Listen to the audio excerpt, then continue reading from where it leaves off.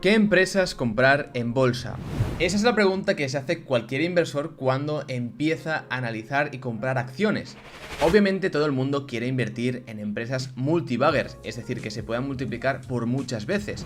Pero ¿cómo tener este éxito en bolsa? Pues una muy buena respuesta la podemos obtener estudiando otros gestores de bolsa que han tenido mucho éxito y han batido a los índices de referencia durante muchos años.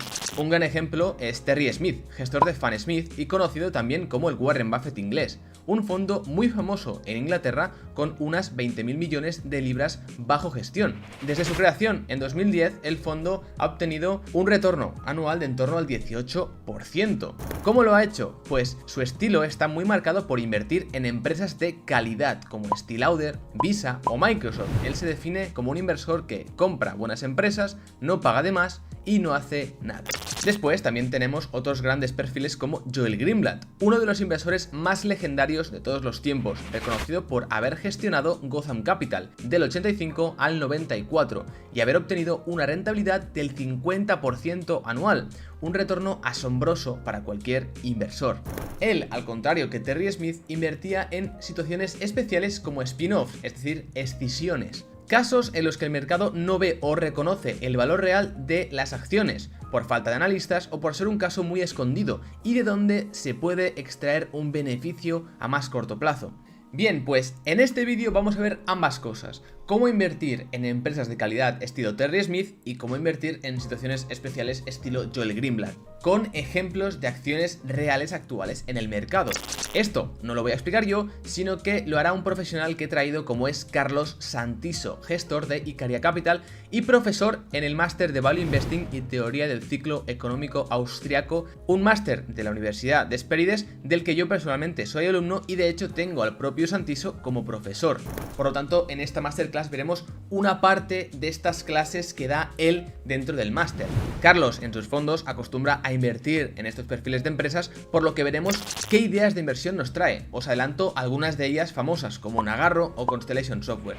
Por todo este contenido y antes de empezar, tan solo os pido que os suscribáis aquí debajo activando las notificaciones y dejéis un gran like para que pueda atraer a más gente y a más invitados de calidad como Carlos y podamos hacer más masterclasses y más contenido de valor para vosotros. Bien, pues vamos a empezar ahora con esta masterclass que nos va a dar Carlos, que ya está aquí. Carlos, un placer tenerte como invitado. Tengo muchas ganas de que nos expliques cómo invertir en acciones de calidad y todo el tema de situaciones especiales, que en el canal ya hemos tocado mucho sobre su autor principal, que es Joel Greenblatt.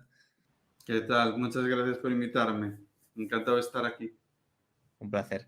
Entonces, antes de empezar, si te parece, como hay mucha gente que me pregunta por qué cursar, qué formación hacer, y justo como estamos tocando aquí el temario de la Universidad de Hesperides, que dentro tiene el máster de Value Investing, en el cual tú has sido alumno como yo y ahora eres profesor, que de hecho yo soy tu propio alumno actualmente.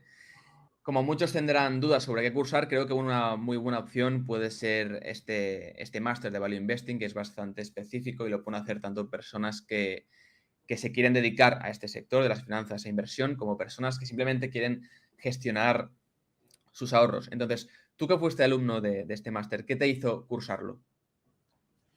Bueno, pues es un máster bastante único en España. Creo que no hay ninguno del estilo, si no me equivoco, que aglutine análisis del ciclo austriaco y value investing de una forma tan concreta, tan de nicho.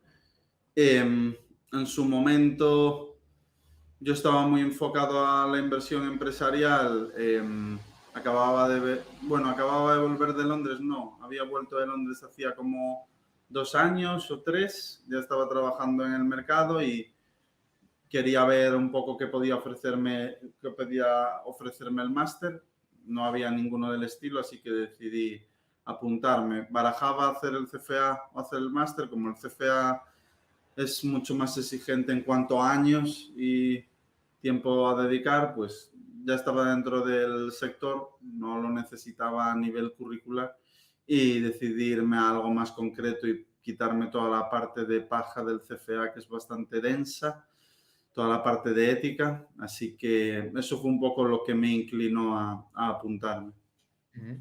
¿Y crees que es una formación que puede hacer todo tipo de suscriptor del canal? Sí, sin duda, porque al final eso fue un poco lo que A mí me vino peor, pero a gran parte de los alumnos les viene muy bien. Yo ya tenía un nivel elevado de contabilidad, porque ya llevaba bastantes años trabajando en contabilidad antes de dedicarme a finanzas y luego ya estaba trabajando en gestión, por lo que hubo partes que a mí ya me venían un poco pequeñas, pero para todo aquel que quiera aprender desde cero, incluso tenga un nivel básico, es perfecto porque se empieza literalmente desde cero. Así que para ese perfil de potencial alumno es ideal. Claro, y además que añadir que es 100% online, por lo tanto lo puedes hacer estés donde estés. Hay muchos alumnos que son de Latinoamérica o de fuera de España y que tiene una parte bastante práctica que se agradece, ya que muchos profesores pues, son gestores, como tú mismo. Entonces, que nos deis vuestras explicaciones desde ese punto de vista no académico, como un profesor que nunca ha tocado una acción, sino desde, oye, yo he invertido en esta acción, soy gestor de este fondo y perdí tanto dinero por esta culpa o gané tanto dinero por tal, desde mi experiencia, ¿sabes? Y sintiéndolo del día a día, ¿no? Eso creo que es diferencial. Además que es un máster de estilo bastante liberal y cuadra bastante el value investing con la teoría del ciclo económico. Y por último, como curiosidad, ¿cómo llegas después a ser profesor? O sea, pasas de alumno a profesor, ¿cómo pasa? Pues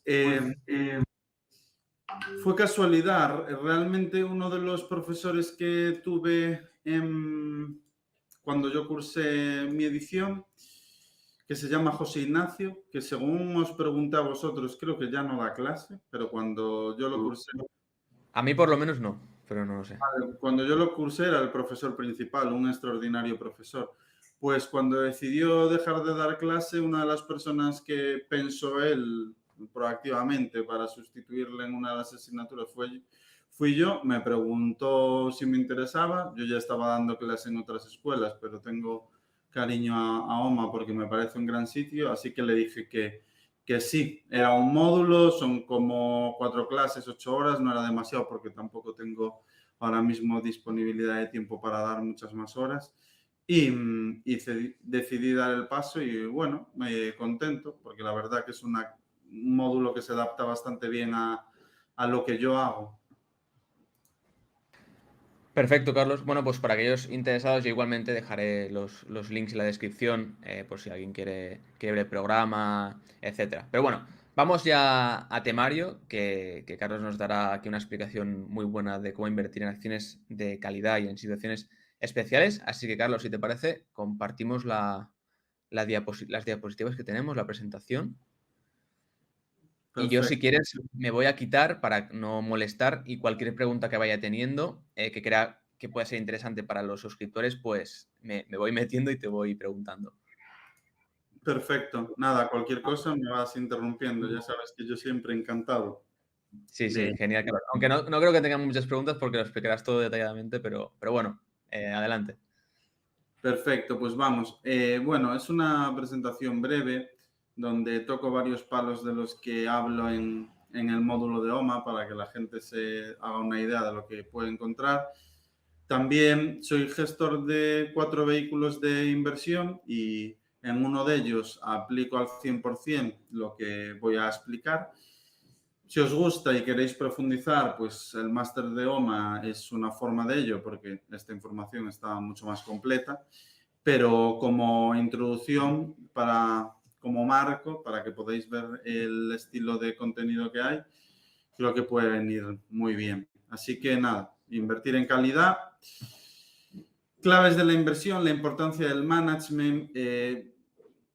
La mayoría de inversores que veo no le dan demasiada relevancia, ¿no? Se toma como algo positivo, pero no se le da importancia que para mí sí tiene. Que el management tenga skin in the game, es decir, que tenga un alto porcentaje de las acciones o que las acciones que posee suponga una cuantía muy relevante con respecto al salario que percibe.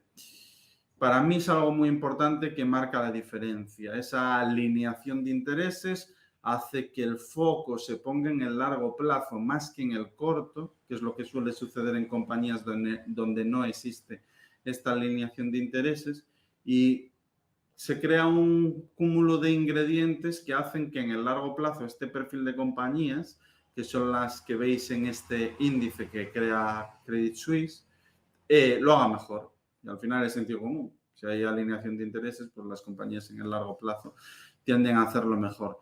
Sí que es cierto que hay excepciones, compañías familiares donde ha habido fraudes, evidentemente, como en todo hay outliers, pero en términos agregados lo hace mejor y es un hecho. Y no solo basándome en el índice, sino en mi propia experiencia. No tiene nada que ver hablar con un equipo fundador de una compañía o un equipo donde hay un alto porcentaje de acciones en su poder. Es que nada que ver, son mucho más confiables, te sientes más a gusto, somos proactivos a la hora de hablar con potenciales inversores o con accionistas de largo plazo. La diferencia es gigante. Así que para mí no hay duda, es uno de los aspectos más importantes y de hecho creo que del 100% de la cartera que tenemos en el fondo que invertimos un enfoque de empresas de calidad y que haría capital dinámico, creo que casi un 70% de las compañías son familiares o con un alto porcentaje de skin in the game. O sea que al final solemos pescar ahí. Luego, otro aspecto muy importante para mí, y esto sí que es muy característico de cómo gestionamos nosotros, es centrarnos en las compañías que entendemos. Muchas veces nos llegan oportunidades muy atractivas en determinadas empresas o industrias que son complejas de entender en toda su complejidad, entender la industria, cómo funciona, el producto, las amenazas. Es complicado y toda esta experiencia y evolución nos ha llevado a solo centrarnos en compañías que entendemos al 100% cómo funcionan las dinámicas de la industria, cómo funciona la competencia, cuáles son los potenciales riesgos, cuál es la relación con los clientes, proveedores, entender muy bien dónde estamos invirtiendo para de esta forma ganar convicción, que para mí es el ingrediente más importante de la inversión. A veces invertimos en compañías que no entendemos al 100% y cuando vienen mal dadas vamos a sufrir a la hora de comprar más, que es lo que deberíamos hacer si tenemos convicción en la compañía, ¿no? Y sobre todo también por los unknowns. Si en una compañía que es sencilla de entender, entendemos al 100%, se nos pueden escapar cosas que va a suceder, imaginar en compañías bastante más complicadas. Esto me lleva a no invertir en compañías, por ejemplo, de semiconductores, invertimos muy poco en tecnología, no invertimos en healthcare, radicalmente desechadas para que no nos suceda lo que estoy comentando y no cometer grandes errores, minimizarlos al mínimo. Y yo creo que para los inversores en calidad, el camino más apropiado. A la hora de invertir en calidad, pues el verdadero objetivo de la competencia no es vencer a los rivales, no es en lo que deben centrarse, sino se trata de obtener beneficios. Para obtener beneficios, lo que tienen que hacer es centrarse en las relaciones que vemos a continuación. Los clientes siempre van a estar más contentos si pagan menos y obtienen más. Es su continua lucha, por lo que tenemos que analizar esta relación de forma continua y es una relación viva que puede ir variando, hay que monitorizarla. Los proveedores que siempre estarán más contentos si cobran más y entregan menos, también tenemos que analizar la relación con los proveedores, si aumenta el periodo de pago, si disminuye, cómo funciona, quiénes son. Fundamental analizar también la competencia existente y sobre todo la potencial, la nueva competencia que puede entrar en la industria, porque es algo que puede mermar los márgenes de una compañía de calidad. Es muy fácil encontrar una compañía de calidad, son compañías con elevados márgenes, elevados roces, etcétera, etcétera. Lo que no es fácil es saber si la posición de esa compañía de calidad puede verse amenazada. Así que estas tres relaciones son claves para analizar el futuro de una compañía, si va a seguir siendo excelente o si se puede deteriorar. Y luego, estas dos diapositivas están centradas en Porter, las 5 fuerzas de Porter, que es uno de los libros que os recomiendo leer, aunque es algo denso, pero es muy interesante. Luego, algo que hay que analizar en profundidad es la propuesta de valor y la cadena de valor.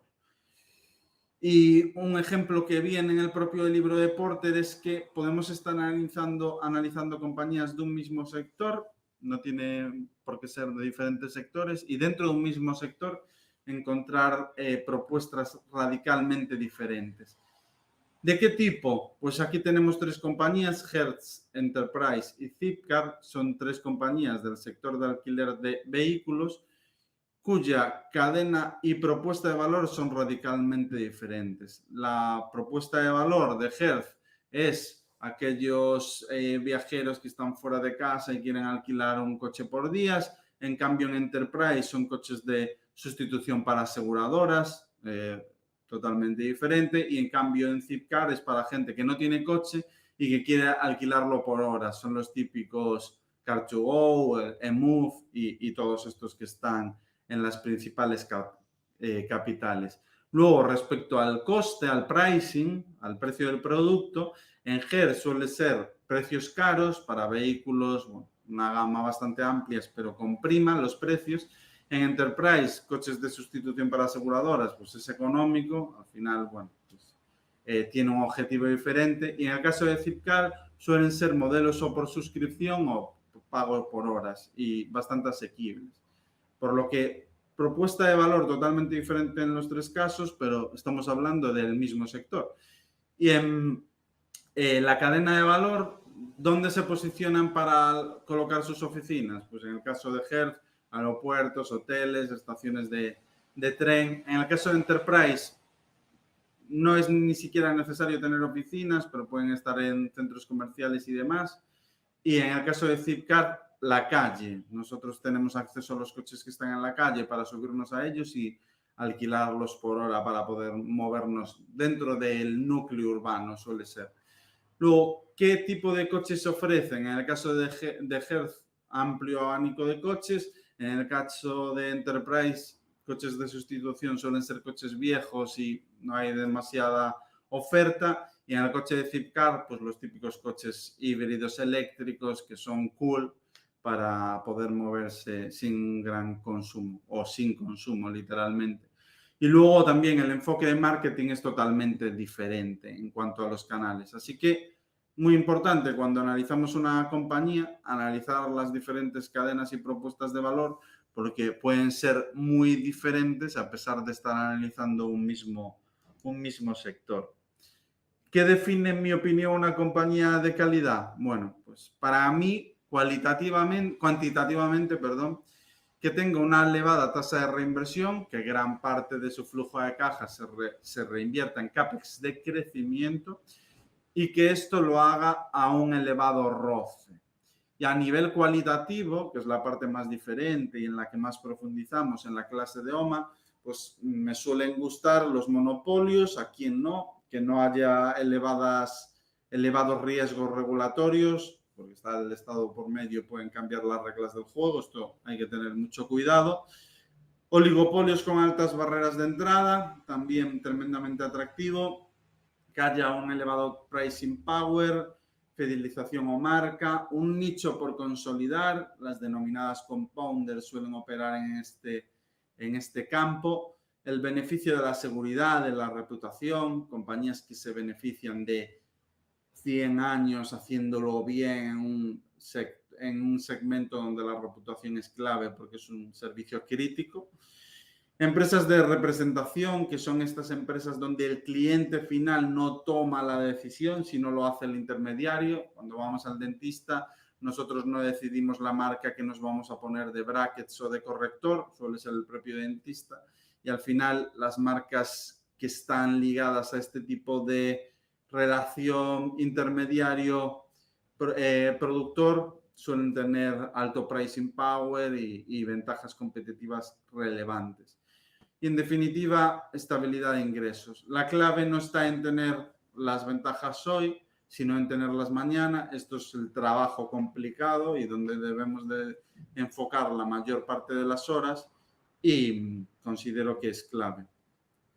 Yo te quería preguntar, Carlos, aquí dices estabilidad de ingresos, pero la visibilidad, a la visibilidad le das mucha importancia, porque, por ejemplo, Games Workshop, que tú sabes que yo también la conozco, es una empresa de bastante calidad, pero es complicado, ¿no? Tener esa visibilidad a futuro porque no tiene un sistema de recurrencia como podrían tener otras empresas, o que hacía los sistemas de Fórmula 1, de Fanatec, ¿verdad? Es la marca, que también podríamos decir que no sabes exactamente cuál será su visibilidad, aunque sean empresas de calidad. ¿Qué importancia le das tú a esta variable?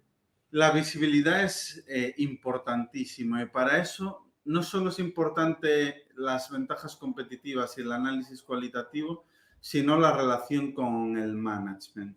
De todos los ejemplos que pongo ahí, el 90% son compañías donde tenemos relación con el management. A excepción de Apple, Louis Vuitton, diría que en prácticamente todas las demás lo tenemos y eso te otorga una visibilidad, no a 5 años vista, pero sí en el año en curso y probablemente el siguiente, bastante elevada. En el caso de Games Workshop, considero que hay visibilidad de ingresos, hay unas amenazas que al final no se han materializado, la narrativa ha dominado mucho a esta empresa en cuanto a la impresión 3D y demás. En su día, a través del podcast y varios vídeos, mostré mi opinión, mostré que para mí era una amenaza, pero para un porcentaje residual de la clientela, no para el grueso. El tiempo ha demostrado que la fortaleza, las ventajas competitivas de la compañía son más elevadas de lo que el mercado pensaba y bueno, pues la compañía es de mínimos, ha doblado en precio, ha proporcionado una oportunidad muy buena. Considero que ahí la visibilidad es más alta. Sí que no es una compañía como puede ser un Intertek, un Corticeira, Vidrala, Jungfrauda, no es tan elevada la visibilidad, hay que vigilar todo más bien trimestre a trimestre, pero sí que es elevada. En el caso de Endor, los propietarios de la marca Fanatec, aquí sí que es más un brindis al sol. Aquí lo que hay que monitorizar son las páginas web de los diferentes países, ver cómo está a nivel de stock, si se está agotando, si no, aunque todas estas señales han estado bastante distorsionadas por la falta de piezas para poder construir los materiales de forma adecuada. Han estado años sin poder tener un nivel de oferta adecuada para abastecer la demanda que había. Ha sido más complicado de seguir. También los inventarios es una buena forma de monitorizar si la demanda futura está debilitándose o no. Pero sin duda, de todas las compañías de calidad en las que podemos invertir, Endor, propietario de Fanatec, es una de las más incómodas de llevar. Bien, es así que nosotros la hemos tenido y la tenemos ahora mismo en una posición residual, salimos hace bastante tiempo. Nunca ha sido una compañía que tuviese un excesivo peso en nuestro fondo. ¿Por qué? Pues porque es una compañía donde es más difícil de predecir por dónde van a ir las ventas. Claro. Perfecto, Carlos. Gracias. Nada. Pues seguimos, compañías de este estilo que cumplen con las características que estaba mencionando. En la industria del vidrio en Europa es un oligopolio donde prácticamente se reparten el pastel entre tres, entre Vidrala, Veralia y OI. Hay otros players, pero son minoritarios. Y un extracto de una frase de uno de mis libros favoritos, que es Rendimientos de Capital: la oportunidad ideal del ciclo es aquella en la que un pequeño número de grandes actores, oligopolio, evolucionan a partir de una situación de exceso de competencia y logran imponer una disciplina de precios. Es lo que ha sucedido en la industria del vidrio. Se ha consolidado, han salido del mercado gran número de players y a día de hoy las subidas de precios son prácticamente colaborativas. En el año 2022 subieron los precios un 25%, en el año de 2023 también será en torno a un 10%, y es algo generalizado que hacen en todo el sector. Eso hace que los márgenes sean tremendamente estables. Fijaros los márgenes que prácticamente no se mueven año tras año. Y bueno, también se goza de unas ventajas competitivas por unas características intrínsecas del propio sector, que en este caso son ventajas de localización y escala. El transporte de vidrio obliga a que las fábricas estén cerca de donde se abastece ese vidrio, haciendo poco interesante atacar el mismo mercado por varios players. Esto es lo que sucede, pues, por ejemplo, en una ciudad con 10.000 habitantes, el primero que desarrolle un centro comercial, pues es bastante complicado que aparezca otro centro comercial de la competencia intentando robar cuota porque no hay el suficiente número de habitantes para que haya dos. Es un poco lo que sucede en la industria del vidrio, porque transportar el vidrio más lejos que toda la zona geográfica adyacente a los hornos es bastante costoso, deteriora los márgenes enormemente y limita, por lo que se forman pequeños oligopolios en determinadas zonas que domina un player y no suele haber competencia en esas zonas, aunque pueda haberla, pero no es habitual. Así que, bueno, y también para poner en marcha un horno, las necesidades de CAPEX son gigantescas, 100 millones para una capacidad de 100.000 toneladas anuales, y es un proceso que puede rondar los 2 años, no es algo instantáneo. Así que, bueno, es una industria bastante complicada de entrar, que funciona muy bien, muy estable, donde se ha gozado de una ventaja que veremos si ha sido temporal y se evapora, que es que había un déficit de oferta gigantesco. Va a entrar nueva oferta estos años y veremos cómo se comporta la demanda, aunque sigo pensando que la demanda está muy por encima de la oferta. Hay que monitorizar los inventarios, hay que monitorizar las inversiones de CAPEX y la nueva capacidad que llegue a la industria, pero por el momento yo creo que sigue siendo una industria que seguirá haciéndolo bien a 10 años vista. Otra compañía de ejemplo de lo que a nosotros realmente nos gusta es Jungfraujoch, es un monopolio del sector turístico en Suiza, resiliencia absoluta, podéis ver las ventas que no caen ni siquiera en una recesión en el gráfico de la derecha, los márgenes son tremendamente estables y lo que hace es explotar el monopolio del transporte por ferrocarril en la zona de Jungfrau, Grindelwald y Laterbrunn, en los Alpes suizos, donde la demanda es muy inelástica, todos los años llega 1 millón de visitantes, no llegan más porque no se permite que visiten más para no deteriorar el medio ambiente. No he puesto lo que ha sucedido tras COVID porque imaginaréis que el turismo se ha deteriorado enormemente. En 2023 se espera que se recupere el número de visitantes de 2019 y es una compañía donde la posición competitiva dentro de 10 años será siendo la misma que hoy. Hay un elevado grado de certidumbre. Luego, por otro lado, tenemos a Morim, que es el líder en la industria del corcho. Es un oligopolio, pongo monopolio porque compite con Oeneo, que es una compañía francesa, pero hay muchos tipos diferentes de tapones de corcho. Está el tapón natural, está el tapón técnico y luego hay derivados. Y Oeneo solo compite en el técnico, no compite en ninguno más. Amorim está presente en mercado primario, va al propio Alcornoque con los agricultores y demás, mientras que Oeneo está presente en mercado secundario, no atacan el mismo tipo de materia prima, atacan diferentes mercados. Y es una industria donde se invierte bastante en I+D, a pesar de que parezca algo anticuado, industrial, no es así del todo. Y bueno, un negocio donde es muy importante para mí la escala. El 80% de las ventas de Corticeira se hacen a través de equipos propios, tienen gente en todo el mundo para monitorizar las tendencias, que son más cambiantes de lo que parecen. Ahora mismo, por ejemplo, licores como puede ser ginebra, tequila y demás de alta gama cada vez están adoptando más el corcho, es algo que crece a doble dígito.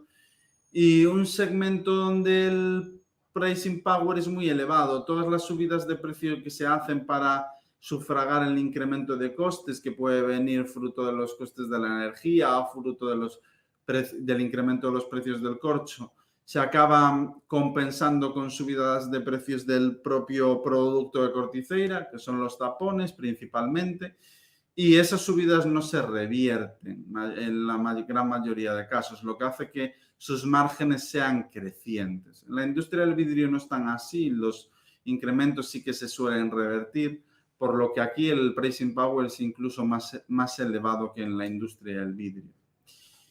Y ya pasando a la otra parte, las spin-off, otro de los temas que tocamos en las clases, es cuando una corporación separa una filial de la matriz, división o parte del negocio mediante la creación de una nueva compañía independiente. Pues imaginad, tenemos una compañía que tiene un segmento o filial que se dedica a algo diferente a lo del core del negocio, y para aflorar un valor que puede estar oculto, porque son compañías que se dedican a actividades diferentes, se separan, se extiende una de ellas y empiezan a cotizar por separado, y es más fácil analizarlas, es más fácil identificar las diferentes actividades y ventajas que tienen cada una por separado.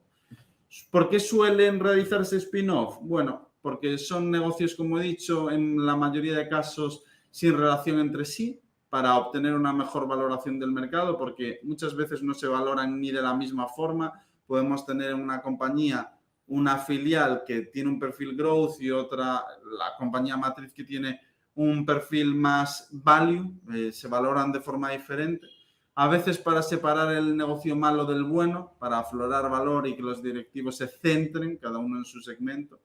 Es una forma de obtener valor para los accionistas de un negocio que tiene difícil salida, cargando de deuda a la matriz, a la spin-off. Hay muchos ejemplos de esto en el libro de Greenblatt sobre situaciones especiales.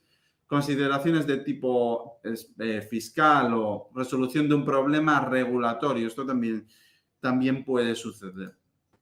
Ahora, Carlos, una que seguramente conoce mucha gente, que es un buen ejemplo, sería Alibaba, ¿no? Que está intentando hacer Correcto. todas las spin-offs de todas las filiales. Pues eso sería un buen ejemplo que seguramente la gente conoce y así puede entender un poco más. Claro, porque Alibaba es una compañía gigantesca con muchas líneas diferentes de negocio, y separarlos, bueno, puede aligerar intensidad regulatoria y también puede facilitar a los inversores su análisis. En compañías tan grandes, la verdad que puede tener mucho sentido. Motivos de las ventajas de las spin-off. Bueno, muchas veces se distribuyen a las personas equivocadas, no tienen interés en la compañía. Pues me viene a la cabeza en 100 Automotive, cuando produjo la spin-off de Dominion. Muchos de los accionistas de CIE no sabían ni qué era Dominion, ni les interesaba, ni similar. Así que cuando les entregaron las acciones, vendieron sin pensarlo demasiado, produciendo presión vendedora que hace caer los precios. O mismo la propia Dominion es una small cap, pues por tamaño podían tener CIE, que es más grande, pero no Dominion, y se produce la venta de la misma forzados por regulación. O pues imagínate un fondo que está obligado a tener acciones del índice de referencia, que es el IBEX 35. Ahora mismo CIE, si no me equivoco, no es un índice que siga demasiado, está presente en el IBEX y Dominion no, por lo que te verías forzado a venderlas si se produjese ahora. La compañía pequeña no suele tener analistas que las siga, eso suele producir ineficiencias, y suelen venderse inmediatamente en los casos que comentaba antes, sin realizarse un análisis. Eso puede provocar que sufran precio y se generen grandes oportunidades para el largo plazo. Y al final, cuando se produce una spin-off, lo que sería normal que sucediese si el mercado fuese eficiente, es que tenemos a la izquierda el pre-spin, la compañía antes de escindir una de las filiales, y lo normal sería que la compañía que se queda, la Remain Co, tenga una erosión del múltiplo al cotizar por separado. La compañía que escindes, donde intentas aflorar valor, esto en términos generales, tenga una expansión del múltiplo, y al final, si juntas una con la otra, pues te quedes como estabas, ¿no? Esto es si el mercado fuese eficiente. A la derecha tenemos lo que realmente sucedió desde el año 2009 en el S&P 500. Las compañías pre-spin cotizaban a un Enterprise Value EBITDA de unas 6,9 veces. La Remain Co tuvo expansión del múltiplo, cotizando por separado en vez de contracción, se fue a 8 veces. La Spin Co de 6,9 pre-spin a 8,6 post, expandió mucho el múltiplo. Y en términos agregados, pues teníamos una compañía que antes de generar la spin-off cotizaba 6,9 y post, si hacemos la media de ambas, está cotizando a 8,3. Es decir, se ha generado valor por el hecho corporativo de la escisión. Entonces, lo que ha sucedido en el mercado, las spin-off es una temática de inversión que atrajo el interés de grandes inversores como Joel Greenblatt, que, como dije, tiene un libro enfocado en este tipo de situaciones muy interesante y generó mucho valor invirtiendo en este tipo de situaciones especiales con unos rendimientos espectaculares. Hay muchos ejemplos de ello en su libro, casos de éxito. Casos prácticos. Bueno, os pongo el caso de Nagarro. Nagarro es una spin-off que muchos conoceréis. Formaba parte de Algelier, una compañía creada en 1977 en Alemania, que no tenía nada que ver con Nagarro. Nagarro es una empresa global líder en ingeniería digital en Alemania y Algelier es más bien una empresa industrial, no tenían gran relación entre sí. Así que hay dos formas de valorarlas diferentes. Nagarro es una compañía de crecimiento que crece. En el año 2022 creció un 50% y años previos a tasas del 20-30. Algelier es más bien una empresa value que crece de una forma muy lenta, más bien PIB. Así que son dos formas de valorar diferentes y que al cotizar en conjunto al mercado le suele resultar más complejo, no lo hace así. Al cotizar por separado suele utilizarse la forma de valorar concreta, lo que hace que, bueno, pues suele funcionar mejor. Ahora mismo Nagarro se encuentra en un periodo de estrés por el ataque a los bajistas, se puso en entredicho si había cierto fraude contable a la hora de inflar las ventas y demás, pero antes de que sucediese eso, la separación de ambas había generado muchísimo valor. Veremos dentro de unos años dónde queda. Yo la verdad que soy optimista. Y el motivo por el que se separó es que a la izquierda tenemos pre-spin-off la estructura. Nagarro estaba ahí dentro sin tener mucha relación, como digo, con el negocio de Algelier. Y post-spin-off tenemos cómo funciona a la derecha. Por un lado está Algelier y por otro lado está Nagarro, simplificando enormemente las compañías que cotizan por separado. ¿Qué generó? Bueno, alineación de intereses, porque hay skin in the game tanto en Algelier como en Nagarro. En Nagarro sigue habiendo una posición importante de los insiders. Se simplifica enormemente la estructura, se aflora valor al valorar las dos compañías por separado de una forma más correcta. Dos compañías pequeñas tras la separación, generando ventas forzadas en ambos casos y diferentes modelos de negocio que al valorar por separado pues es más sencillo. Y otro caso práctico es Topicus, que es el resultado de la fusión entre TSS y Topicus, que fueron compañías adquiridas en 2013 y 2020 por Constellation. La nueva Topicus actúa como una plataforma de adquisición de compañías VMS, igual que CSU, pero centrado en el mercado europeo, a diferencia de CSU. Y bueno, pues aquí la diferencia radica en que Topicus es una compañía significativamente más pequeña que Constellation, tiene más o menos el tamaño que tenía Constellation hace 10 años, haciendo que el número de oportunidades sea bastante más elevado que en el caso de Constellation, que tiene que hacer compras más grandes y puede generar una situación muy interesante, invertir en una Constellation más pequeña, con un futuro más activo en adquisiciones, a pesar de que Constellation a día de hoy está invirtiendo el 100% o incluso más del 100% de su flujo de caja tras su cambio estratégico, pero sobre el papel, cuando se produjo la escisión, estos eran los principales ingredientes. Muy interesante la labor de Constellation en el caso de TSS y Topicus, que a partir de 2013, fijaros el cambio con la entrada de Constellation a la hora de gestionarla, cómo ha ido evolucionando, ha crecido sustancialmente más vía adquisiciones, que estas son las adquisiciones que se hacen todos los años, y cómo ha cambiado la estructura, una estructura compleja que al funcionar por separado sigue siendo relativamente compleja porque hay diferentes tipos de acciones, las acciones con super derechos de voto, Constellation sigue teniendo una posición de dominancia en cuanto a el poder de decisiones, posición en la mesa, en el consejo, bueno, sigue teniendo una gran influencia en la misma, lo cual es positivo, pero se ha cambiado la estructura y genera oportunidades interesantes a los precios correctos, claro. Sigue dotándose de alineación de intereses porque sigue habiendo skin in the game. Se reduce el tamaño de Constellation, lo cual es atractivo. También Tópicos, al ser una compañía mucho más pequeña, puede resultar interesante. Y se simplifica la estructura por áreas geográficas, que es algo que Constellation sigue haciendo spin-off. Es una estrategia que va a continuar a futuro. Y estos son dos casos prácticos que considero que explican un poco la filosofía de por qué realizar una spin-off y el posible valor que pueda generar en el futuro a años vista. Muy bien, Carlos. Bueno, también Constellation últimamente está haciendo bastantes movimientos. No sé si también viste la spin-off de Lumin, que fue Sí, la última empresa. Entonces también podría ser un caso curioso de analizar, ¿no? Aunque también es verdad que al ser Constellation tan famoso entre los inversores, a veces las spin-off están muy calientes, ¿no? Y salen quizá valoraciones al principio elevadas, pero después en cualquier momento te pueden caer, ¿no? Con esa euforia puede ser una buena oportunidad quizás. sin duda, en Tópicos pasó, el drawdown llega a ser del 50%. Así Ujú. que son oportunidades a monitorizar. Muy bien. Pues nada, añadir, yo creo que ha quedado todo muy claro, tampoco tenemos mucho más tiempo. Bueno, el tema del libro que has comentado, para que la gente no lo pregunte, lo tengo aquí. Este es el libro que comenta Carlos, de You Can Be a Stock Market Genius.